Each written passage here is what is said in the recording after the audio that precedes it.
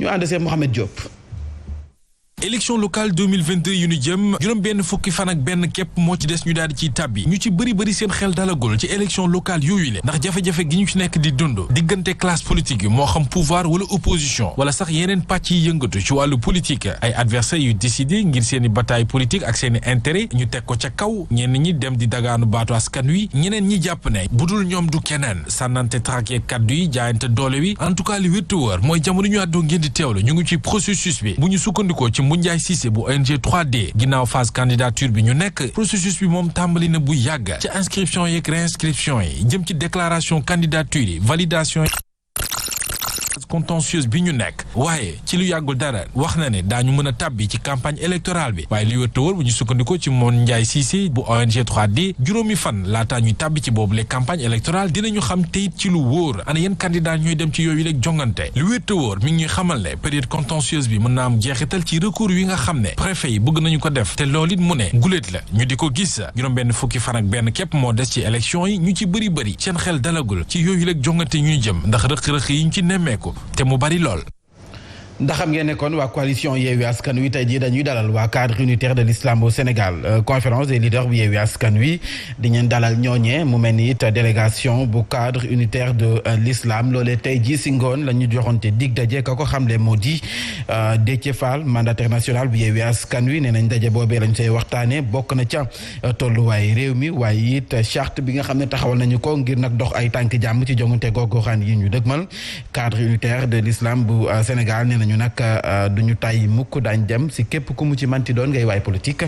moo xam coalition ngeen wala parti ngir ñu waxtaane nees mën a def ba jongante gox-goxaan yi ñu dëgmal lépp aw ci yoon le député du peuple coalition bi de ñoom nee nañu nag cadre bi wala dinañ dalal waa cadre bi te cadre bi neen daañ dem seeti ji képp ku mu ci manti doon ngir jàmm am ci élection yi. loolu la xel nangu te loolu moo rafet foog ñu dalal cadre bi déglu leen ñoom politique gu féetewuñu ak ma Samba ak ma Demba forcé wuñu loxo kenn itam li ñu tënk ne ay charte itam amul benn lenn ci wàllu juridique loo xam daf ko tënk donc ñoom seen yéene ju rafet rek la ñu am ni dañuy dem ci kilifa gi waxtaan ak ñoom kenn ku nekk waxtaan ak sa njaboot nga dem ci élection ni mu leen neexee askan wi wóolu la jox la li ñu la yéene jox ci seen ay kàddu kon aajuwul fitna parce que Sénégal ñoo ko bokk message bu am solo la ñuy véhiculer am ci ñu bëri ñu bokk ci ay këri diine ñu bëri itam nekk ci ay boroomi xam-xam nga xamante ni bii li ñuy sàkku lu nobb la lu am solo la xanaa yokkaat leen rek ni ginnaaw nag dalal bi bu ñu bàyyee ko Yewwi Askan Wi nañ ci gaaw daal di ñambaas waa Benno Bokk Yaakaar parce que Benno Bokk Yaakaar seen wax bareegul ci charte boobu kenn déggu ci pratiquement seen réaction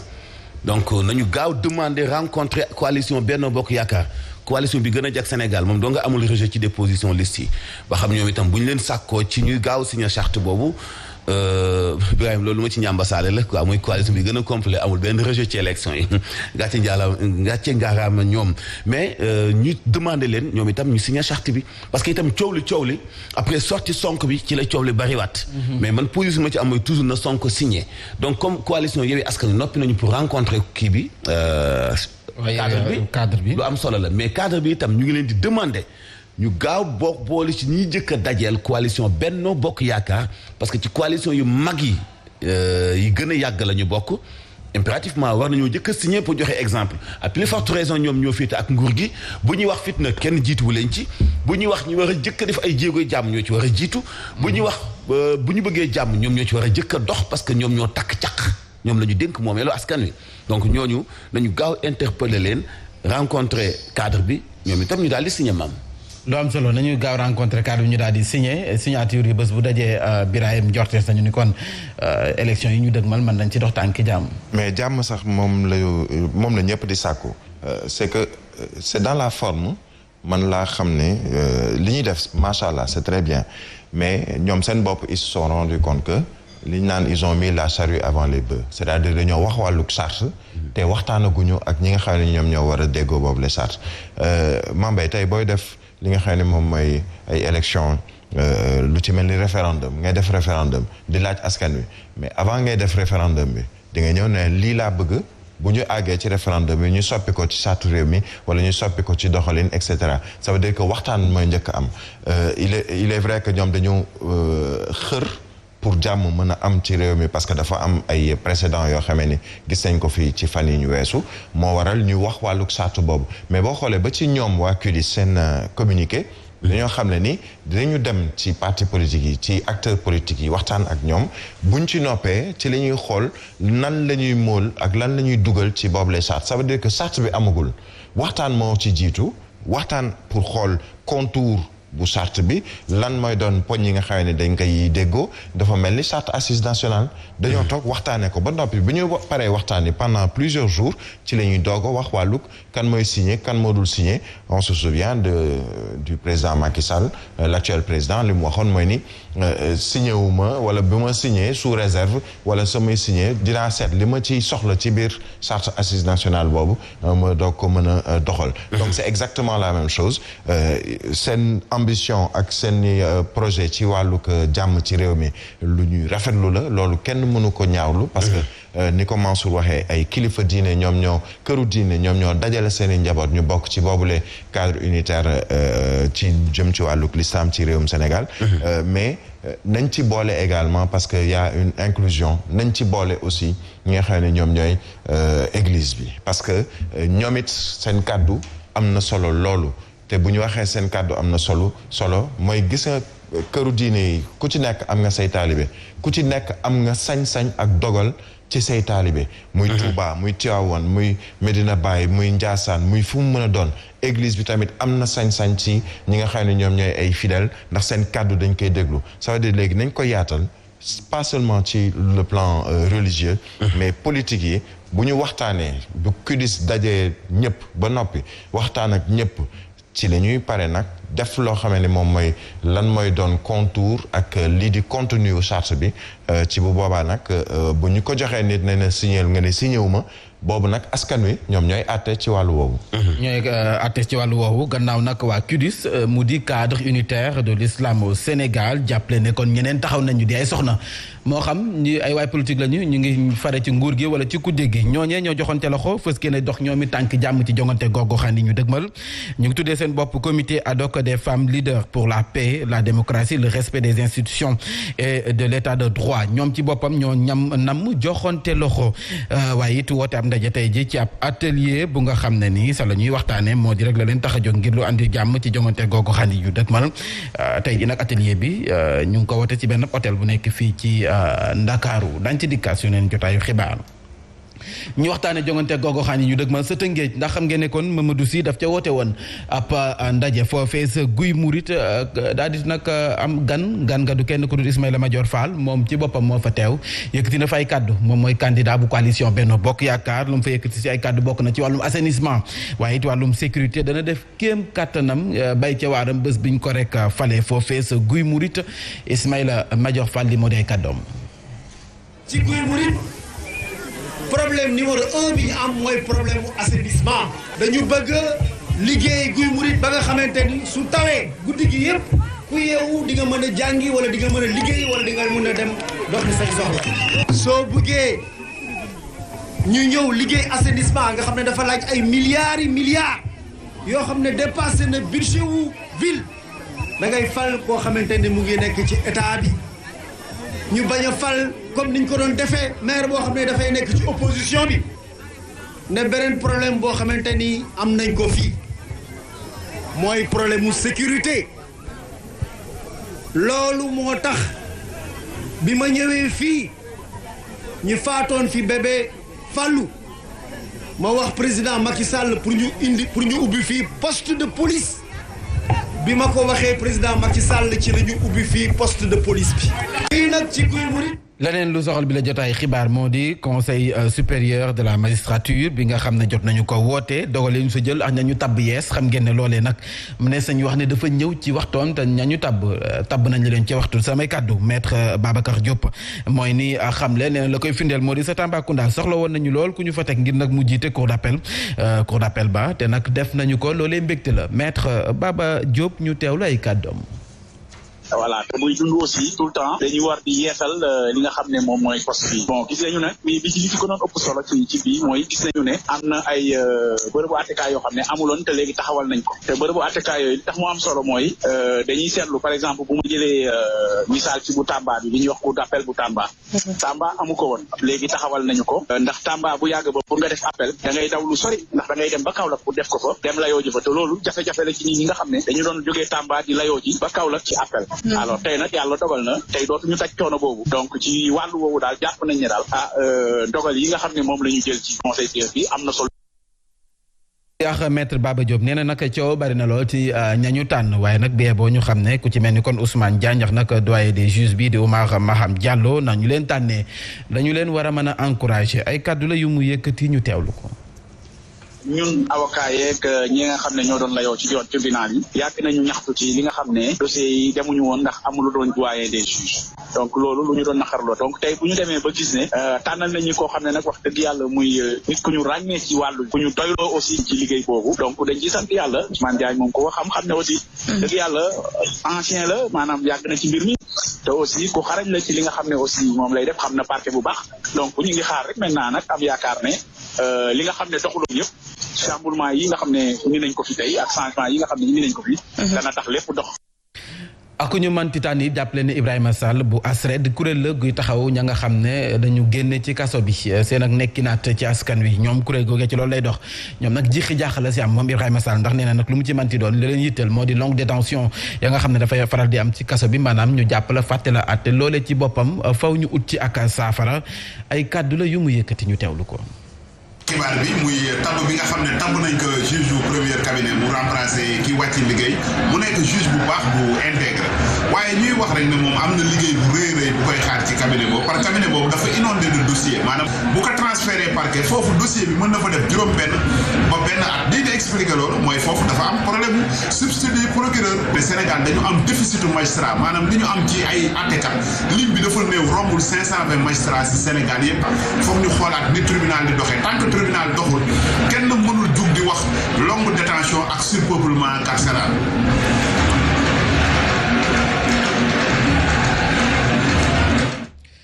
Ibrahima Sall moom moo jiite ASRED le député du peuple gis nañu ko nee na lu mu ci manti doon ak ku ñu manti tànn it faw ñu bàyyi xel bu baax ne kon solution la ñu bëgg ci ña ñuy tëj ci kaso yi fàttali na àtte. te li mu mujjee wax dafa am solo. c'est-à-dire que magistrats yi ñu ngi def seen liggéey ni mu jaadoo mais dossiers yi ñoo bëri. par rapport ak population bi ni muy yokkoo jikko yi fi mu toll léegi impérativement loolu moo la xel na nangu faawu dossiers yi di gën a bëri ci kanam àttekat yi bu fekkee nag li mu àttekat yi bëriwuñu comme ni ko Sall waxee sànq li mu magistrat yi ñoo néew boole ci bu fekkee dossier nit ki amoo ci benn pexe bu fekkee mënoo koo àtte tey wala ci semaine bi lu dul def ko mandat de dépôt kaso yi day fees te solution du am parce que magistrat yi dafa doyul boo seetee depuis coowal ñetti fan yépp man ci loolu laa doon gën a orienté wu parce que xam nga mënuñoo fal ku mel ni Ousmane Diagne nga ci am benn jàngat bu yaatu parce que déjà moom wane na lim man ba noppi ñëpp xam ni wàllu yoon kenn amul loo ciy jox Ousmane Diagne wala nga am loo ciy tiit mënuñoo fal ku mel ni Amadou Diouf ngay werante ba xam am na xam-xam wala am na expérience mënuñoo fal ku mel ni Maham Diallo nga ci am benn sikki sàkk moom kay da ngay xool amélioration yi nga xam ne am na ci ak itam nu ñu mën a fexe ba ñooñu seen liggéey ak seen sas bokk ci ñu jéem a yokk limub magistrat yi ba nga xam dossiers yi dana gën a gaaw dana gën a bari ci Sénégal ñu gën a wàññi détention préventive yi nga xam ni bari nañu ci nekk ay victimes ñoo xam ni ñaare bu ñu taxawee ci kanamu àttekat bi dañu naan leen amuñu leen lu ñu leen toppee alors que def nañu ay temps bu yàgg ci kaso bi yooyu yëpp nag li koy dindi mooy am ab limu magistrat yi doy coowal affaire civile yi maa ngi fi wax dama koy baamtuwaat ci coowal affaire commerce affaire location affaire mariage am na ci ay dossiers yoo xam day def benn durée boo xam ne pratiquement jaru ko mais limu magistrat yi ñoo doyul par rapport ak population bu Sénégal ak xew-xew yi ni muy yokkoo ak dossiers yi ni muy demee ci wàllu yoon boole ci médiation yi doon am ci quartier yi am na ay commissariat yu ko initié sax te loolu dafay répercuté wu ci dossiers yi ci kanamu tribunal muy médiation yi nga xam ni Mame Mbaye ak man am nañu problème au lieu sama premier xalaat dem police pour ay PV yi dem tribunal mais sama premier xalaat mooy dem gis imam bi dem gis chef de quartier bi pour ñu jéem ci def ay médiation bi mu demee ba génn ci dundinu askan wi aussi la ñu gis dossiers yi bari lool ci kanamu tribunal li ci indi solution nag mooy yokk limu magistrat yi ngir atte yi gën a mën a gaaw mais kantaana ñi nga xamante ne bi am na comme changement ni ko maître Babou Diop waxee en tant que auxiliaire de la justice loolu mooy téeméeri dëgg kenn ku nekk fa ñu la teg Sénégal yi amuñu benn sikk sàkk ci ni di nga fa def liggéey bi ñu lay xaar ndax seen connaissance ak seen expérience xam nañu leen quand même. yéen a groupe des médias Birahim xëy na ko fësal mu di ay dossiers ñëwee ay patates chaudes bu ci mel ni kon bu Barthélémy Dias Ousmane Sonko Adji Sarr waaye it Bougazelli coowal miss yi moom moo mujj ndax yaakaar nga ne ko ñi ñu tabb dinañ yegg si faskan wi di leen xaar. waaw xam nga man bëgguma sax ñuy génnee ñetti dossiers ñeenti dossiers mooy dossiers yu importants yi tous les dossiers sont importants. li tax tous les dossiers sont importants nit a ngi fii ci kaso di xaar ñu àtte ko dossier important na. même bu fekkee ni kenn xamu ko kenn miinu ko da ngay dem ca prison wu Thiès dañ may woo très souvent. yàggul dara am na ku ma ci woo di ma xamal ni depuis 1 an ngi nii mu nekk ci biir kaso bi. ba tey renvoyé nañu dossier am lu toll fukki yoon ak juróom-ñett ça veut dire que mu ngi ci biir kaso bi xamul luñ ko fa téye xamul lan la mooy doon àtteem dafa toog li ñu woowee nekk ci détention provisoire di xaar ñu war ko àtte donc pour man tous les dossiers sont importants te xam nga sànq Mansour mu ngi wax ci wàllu l'administration de la justice ñi nga xam ne ñoom ñooy le nombre de magistrats comparé ak li nga xam ne moom mooy ratio li ñu ko woowee ratio damay jàngat sànq di xool Walfadjri ci 2019 génn na ay chiffres ci lu jëm ci wàllu magistrats yi ñu gis ni il y a 546 magistrats au Sénégal en 2019 ba chiffres yu mujj 546 397 avocats 415 doon ay greffiers ak ñi nga xam ne ñoom ñooy ay auxiliaires yu mel noonu pour un peu plus de 16 millions d'habitants bu ñu xoolee ci wàllug magistrat ratio bi magistrat boo defee calcul tu te rends compte que day am benn magistrat pour 30 000 au moins 30 000 Sénégalais te ratio bi da ngay dem Côte d'Ivoire c'est un magistrat pour 10 000 citoyens ça veut dire donc am na écart bu mag boo xam ne loolu war nañ ko def je sais que am na liggéey bu am solo boo xam ne ci lu jëm ci wàllu détention ca ministère de la justice ku ci mel ni le directeur des droits humains di Seydou Diouf mu ngi ko ciy jéem mu ngi ko ciy def ak ñi mu àndal parce que ñooñu dañoo dem ba daanaka dañoo féetee ci Nations Unies ci lu jëm ci wàllu droit de l'homme sàmm ak yelleef doomu aadama ba nga xamee ni képp kuy un détenu ñu war la àtte ci biir kaso yi dañuy def seen kéemtalaay kattan ba nañu baral seen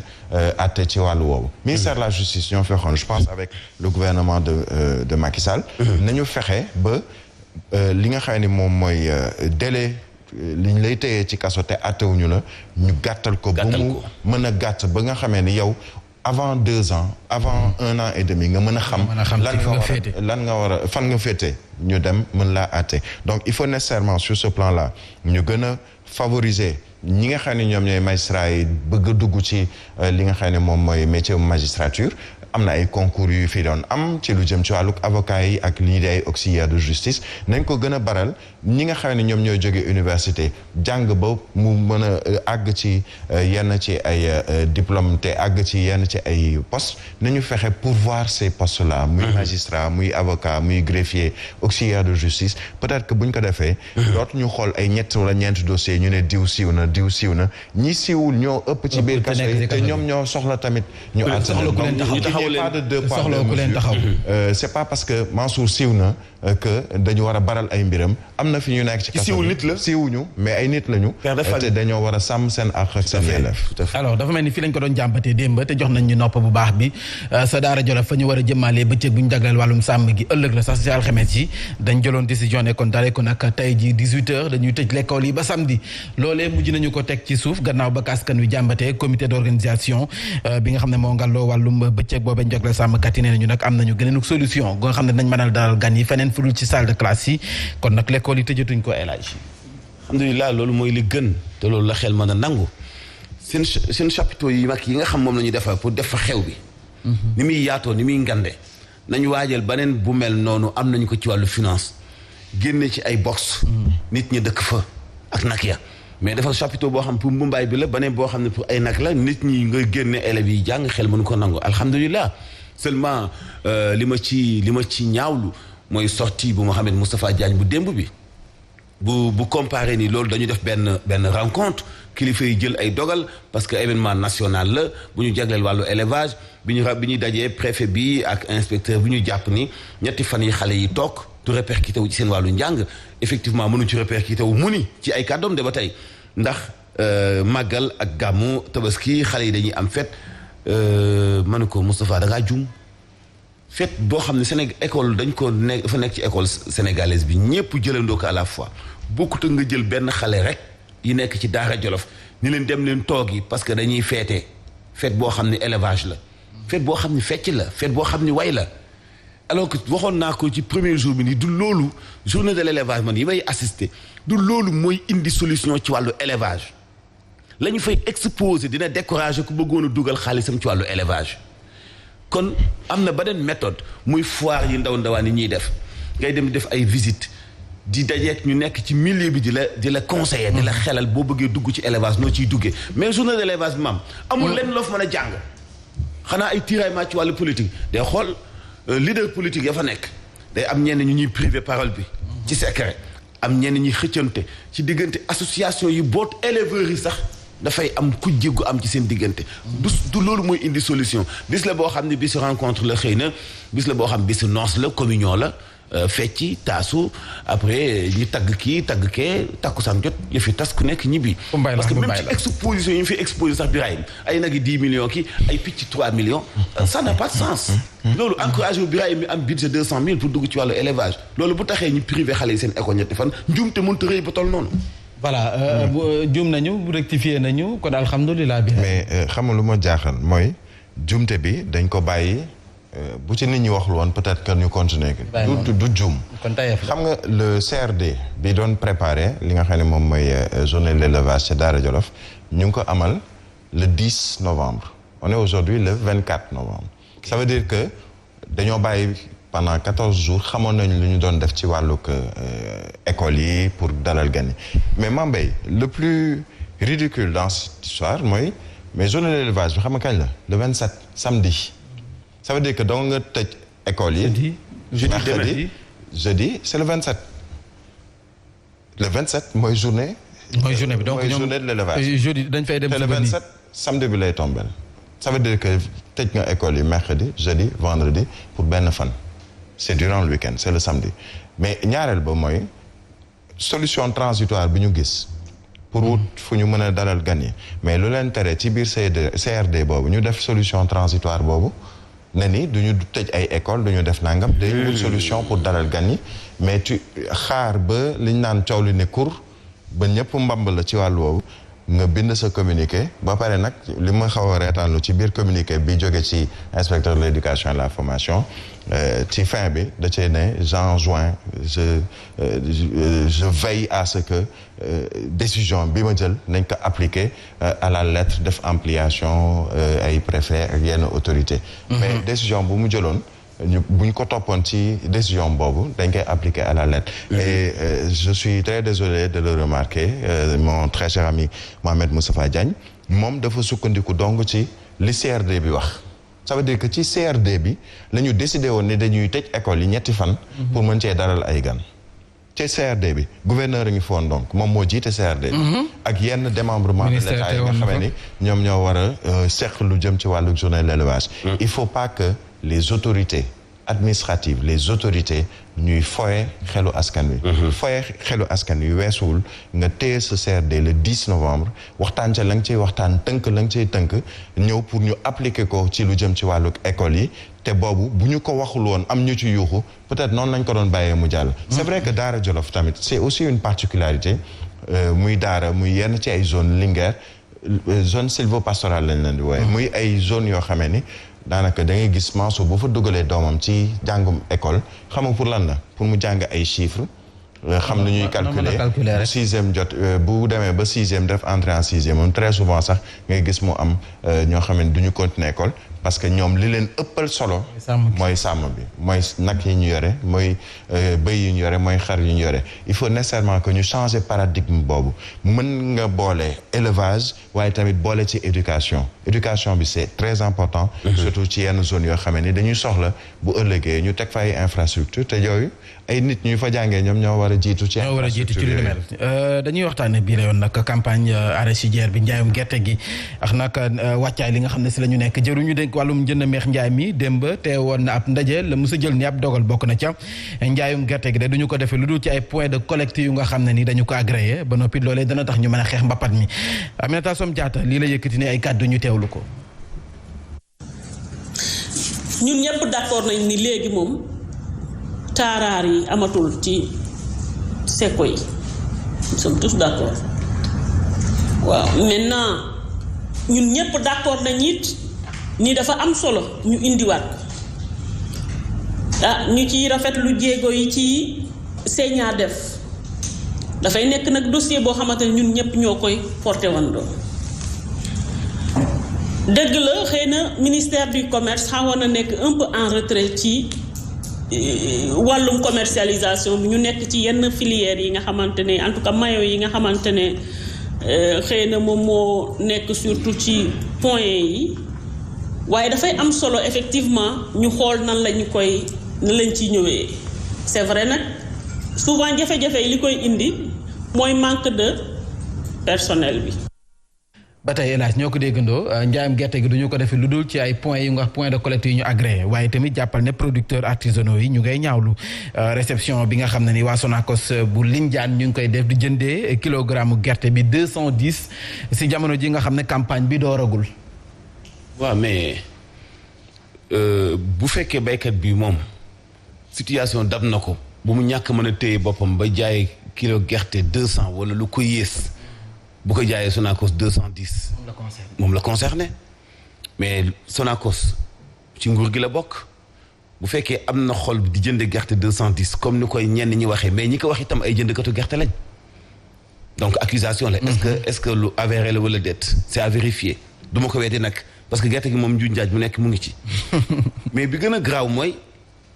bu fekkee Sonacos dañu jënd 210 duñu leen tudd mais tey Mame Mbaye bu amoon ay millions dem di jënde 400 francs ñun ko amoo droit jënd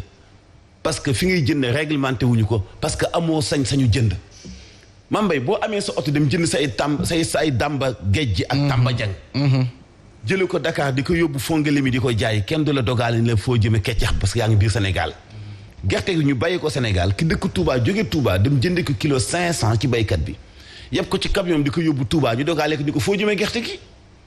ba finalement ku jënd da ngay perte c'est-à-dire loolu la ñu xamul lan moo tax boo jëndee suuna Kaolack di ko indi Dakar kenn du la interpellé ñaari secteur la ñu ciblé boo jëlee soble ci ñaay bi di ko indi fii Dakar am na ay chartes yi ñu ci teg ay yooyu fay pour jëlee fii lii déplacer ko yóbbu ko fii fexe nañu ko ñog-ñogal ba daganal benn paiement boo xam moom ngay fay pour transporter soble bi et mënoon naa ñàkk soble bu ñu bayee ñaay gii nga xam ne ci Dakar la bokk nga transporter ko indi ko fii Dakar ñu la ci fayeekuloo gerte gi itam lan mooy point de vente réglementé wala point de distribution réglementé ñoom dañoo joxe jiwu gouvernement bi pourquoi ñu jël seen bët teg ko ci ñaari mbay yi ñu gën a échec muy gerte ak soble xam nga lan mooy dëgg nañu libéraliser gerte gi te encourager ñu ci nekk ñu gën a am ay jumtukaay yu ñu concurrence chinois yi ci ban méthode ñu jàppandalal leen ñu am ay unité de transformation ay unité de production yàqaluñu Sonacos bu mënee na def su mënee na def ponkalum usine la nguur gi moo ko moom am na fu nekk ay unité su mënee na def day defar diw day defar tigadege lu mu mën di defar bu mënee na def na dem jënd gerte ci baykat yi mais mu bàyyi yeneen Sénégal yi nga xam ne am nañu ay vision yu bokkul ak Sonacos ñu jënd gerte gi ñu bayee ci Sénégal defar seen i aliment wu xottu gerte boole ci ñax dem Chine jënd fa seen i ay unité de production yoo xam dafay transformer xotti gerte def ko aliment de bétail seen i ay machines yoo xam tey boo demee Touba di nga gis ay jeunes ay artisans yoo xamante ni boo leen fayee Mame Mbaye à la fois ñu defaral la machine bi saaf gerte machine bi def gerte tigadege machine bi wal gerte def ko noflaay yépp mën nga ko am ci benn place bi ci benn artisan bi liggéey ci Touba benn menuisier métallique bi mais bu Mame Mbaye amee benn petit 10 millions xelam nekk ci mu dem Touba jënd machine yooyu ñëw am place am implanté ko fu muy benn atelier mu dem Saloum jënd fa benn tonne gerteem balaa moo ñëw ñu dogale ko loolu fan la tegee la mooy place bu ñu réglementé kan moo ko réglementé bu ñu ko réglementé ku ñu fa teg pourquoi ñu bëgg am ay benn doomu Sénégal yu ñu defal faveur que ñoom dong ñoo war a jënd mel ni ñoom ñi dogal ci gerte gi ñoom dañoo am tool wala dañoo bay fu ñuy waxtaanee jële dogalu gerte ministre bi table am ju set ji ju yaatu ji nii fa la ñuy jëlee dogal yi nga xam ni ci la béykat bi bay di aw pour man dañ koy jëlal dogal ci gerteem gi mu bay yow fekki woo ba muy jiw ba muy raadu ba muy baxaw ba muy buddet ba muy déqi ba muy naaf ba muy bàcc ba muy sol yow fekki woo ci benn nga bëgg a taxaw ni yow yaa koy dogale moom li muy def xanaa gerte dong la ñu réglementé Sénégal doy na waar ñoom contrôlé wuñu sax kilo ceeb ñaata lay jar bi ñuy importé gerte gi ñuy béy nga bëgg wax ñaata lañ koy jaayee ak naan place yi ñu réglementé. yàlla baax na nañ ci bàyyi xel bu baax. nañu yërëm béykat yi. nañu yërëm béykat yi. béykat yi ndóol gi ñuy dund doy na. doy na waar ayca Birahim dañu waxtaanee wàllum napp mi ak kuréelu intersyndical bi ëmb ñi ñu woowee ay travailleurs du secteur de la pêche waaye di yëngu ci wàllum aquaculture fii ci réewum Sénégal nee nañu anam nga ñuy liggéeyee metti na lool ay jafe-jafe képp lañ si jànkonteel rawatina ñoom ñi nga xam ne dañu si am ay lijaasa démb la ñu woote genn taskatu xibaar yi di sàkk ñu gestu leen dugal nañu sax ab préavis de grève lan lañ si mën a xaarandi ni ay gàllankoor ci wàllum napp mi Birahim. gàllankoor yi lu ñuy ñaan mooy mu bañ a am. mais li ñuy ñaan mooy ñi nga xam ne ñoom ñooy seeni autorité la tutelle je pense que muy ministre maire de Dakar Plateau. Alioune Ndoye na xaw a wàcc politique bi tuuti. te jublu ci ñi nga xam ne ñoom ñoo soxla. mooy ñi nga xam ne ñoom ñooy tutelle ñi mu jiite muy nappkat yi mareyeurs yi parce que quoi qu'on puisse dire c'est quand même le ministre bi ñu dénk wàllu pêche beeg économie maritime ak yu ni mel. Malheureusement Mbaye ce qui va se passer dans ce pays mooy tous ces ministres là yi nga xamante ne dañu am lu ñu war a xëccoo ci wàllu politique ci élection locale yi yenn ci ay dossiers yoo xamee ne nit ñi soxal na leen boo maywul dañ koy tayle ñi nga xam ne ñoom ñooy peut-être seen conseil technique wala ñenn ci seeni direction ñoom ñu nekk ci mais c'est ça le problème qui se pose il y a des problèmes actuellement au Sénégal pratiquement ci secteur boo dem na nit ñi xaar ba campagne bi jot ni ñu naan campagne électorale ñaar fukki fan lay doon ak benn ci total durée li ñuy def seen campagne su ma juumul 21 jours yooyu mais comme àggaguñu ci on est à 60 jours des élections nañu jublu ci dossiers yi nga xamee ne war nañu ci wut saafara le plus rapidement possible parce que bu ñu jógee ci élections yi il y a un après les élections les gens vont continuer à vivre gannaaw élections yi nañu jublu ci yooyu les dossiers ñu teel ko lijjanti ba ñi nga xam ne ñoom dañoo xàcc ne nañ 1 an de grève parce que dañ ne le 29 décembre 2021 jëm le 28 décembre 2022 ça veut dire préavis boobu à tout moment mën nañu banque seen loxo te bu ñu ko defee sénégalais yi nga xam ne ñoom ñooy dund ci lu soxal mbirub napp bi ñoom ñoo ci nar a gën a sonn. doy na waar le député du peuple ni ñu ko nemmeekoo ci mbay mi banqaasum napp mi it bëri na ay jafe-jafe. mais mooy comme ni ko waa CAPS waxee ci seen journée de l'élevage bi dimanche bi passé la journée de la pêche nga xam ni dañuy def ay rencontres yoo xam ni dañu ni problème mu pêche bi ñoom ñi nekk ci pêche bi donc ñoo ci mën a indi seen bopp solution waxtaane ko dugal ci ñi am gaal gu mag gaal gu ndaw locco ak yëpp ñu jéem a def ay propositions xool ci gan anam le Sénégal di joxe ay licence de pêche yooyu ñuy jox bateau yi fan lañuy leen réglementer pour ñu fay napp bañ a jël lu jaaduwul ci suñu jën yi ak suñu géej gi. yooyu bu ñu ci trouvé ay solution daañu am benn doole boo xam ne daañu mën a taxaw ëllëg ci kanamu gouvernement bi ngir ni ko nii lañ ko bëggee ba par contre am na benn politique boo xam ni gouvernement bi indi woon na ko muy wàllu aquaculture am na ay bokkoon na ci dagg yi muy domaine agricole communautaire yi nga xam ne nañu ko taxawal am na agence boo xamante ni bii wala aquaculture la mais ay jéegoom dafa yeex ba jéggi dayoo xaw ma ndaw ñee ci